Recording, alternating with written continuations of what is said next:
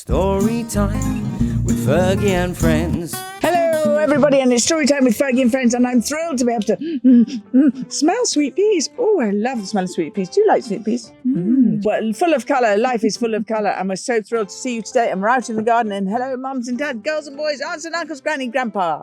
And we're on form today. It's story time with Fergie and friends, and we have got a good book for you today. And we're going to put on the reading goggles, and we're going to get going. Are you ready? Dogs Don't Eat Soup, written by Jolene Olive and illustrated by Josie Tarr. Thank you both very much for a lovely book. And my friend Lali, all the way from Australia, my friend Lali is going to read the lovely book. Thank you, Duchess. Not at all. Carry on. Frankie was a lucky pup. He lived with the loving Broth family, who always included her in all the Broth family fun. They took her on their outings to Borscht Beach. They read her stories about their favourite superhero, the amazing Chowder Man. Yum, yum, yum.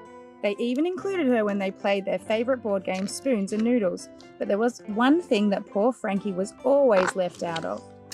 Soup night. The broths. Chicken noodle gumbo pho. If you could soup it, they could slurp it. You might call them super supers. Ah, that's why they're the superheroes, because they're the superheroes. Okay, fine. Sorry, Frankie, dogs don't eat soup. Mr. Broth would say as he slurped every last drop in his enormous bowl of consommé. Yes, as my great-grandmother used to say, Mrs. Broth exclaimed, dogs eat dog food, humans eat soup. It's just a natural fact. Oh, poor Frankie. I sure wish I could eat soup, Frankie would think. Oh, she choked down her dry, soupless kibble. Bleh, bleh, bleh. One day, while the Broths ate soup with their favourite soup truck, Frankie looked longingly at the gurgling group. I can't eat soup. Just then, Frankie marched up to the food truck to finally get a taste, but the chef made it clear that she wasn't welcome there. No, that's not very nice. Wait, hold on. What's that say? Supersize it. $2 for some soup. Well, that's cheap. not very nice. No, go. The next day, Frankie was even more determined. She went to the grocery store to buy a can of soup. This was going to be her day. Finally, soup of her own. Yes, but poor Frankie couldn't find a way to get the soup out of the can and into her belly. Oh, for opposable thumbs. Over the next days and weeks, Frankie decided to take matters into her own paws. She researched, she learned, she planned. Each night that wasn't soup night, the Broths gave Frankie tidbits of their meal. She began hiding the ingredients she needed. A carrot here, a few peas there. And then one day she found the final piece of her soup puzzle. Big old bone. Not my proudest moment, but you wouldn't eat soup, would you? You don't want soup, do you, Errol? No, I don't want soup. I have bickies. Do you like bickies? I love bitters. Finally, when Frankie had everything she needed, she nudged her humongous water dish over to the heating vent.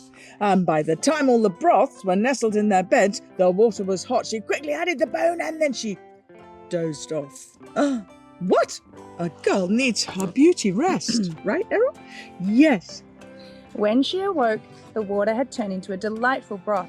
Frankie carefully removed the bone and added the various veggies she had stashed. She stirred, she seasoned, she waited. And then finally she was ready to sample her sensational creation. She was careful at first, unsure how this would go. After all, she had always told she couldn't eat soup.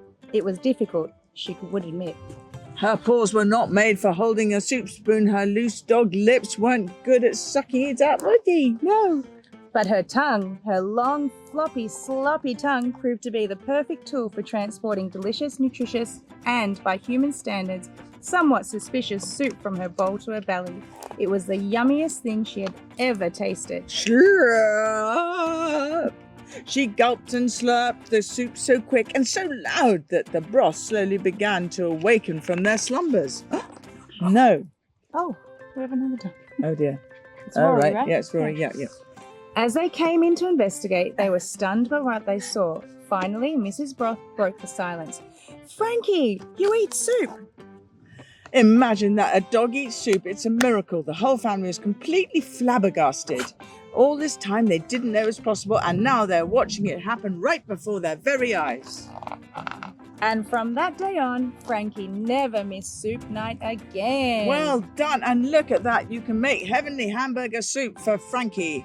So maybe we can make it for Errol and Rory and all these doggies in a large pot. And you can put the recipe at the end of that one too, can't you? For heavenly hamburger soup.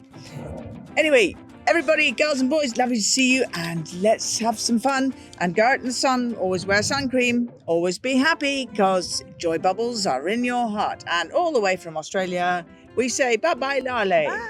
And I say bye-bye, bye-bye, bye. See you tomorrow. Fergie and Friends, story time. See you tomorrow.